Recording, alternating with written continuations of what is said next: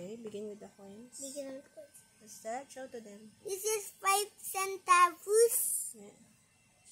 Centavos. Centavos. This is 10 centavos. This is 25 centavos.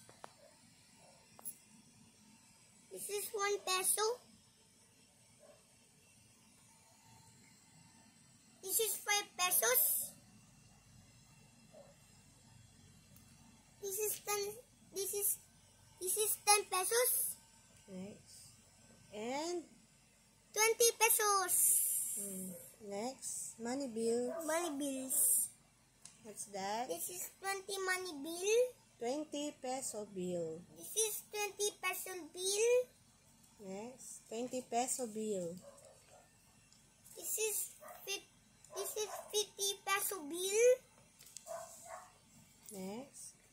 This is 100 peso bill. Very good.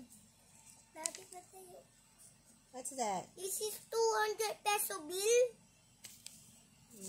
Next. This is 500 peso bill. And lastly, what's that? 1,000 money bill.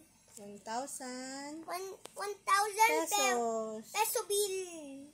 What's the color of 200 pesos? What's the color of 200? Green. Show to them. First the 200. Green. Color? Green. How about 500 pesos? What's the 500 color pesos. of 500? 500 pesos. What's the color? Yellow. Next, how about 50 pesos? What's the color? Red. Red. Next, 1,000 pesos. What's the color? Blue. Next, 100 pesos. 100. What's the color? Purple. Very good. Next, how about 20 pesos? What's the color? Orange. Good job. Bye-bye, guys. Good night. Good night.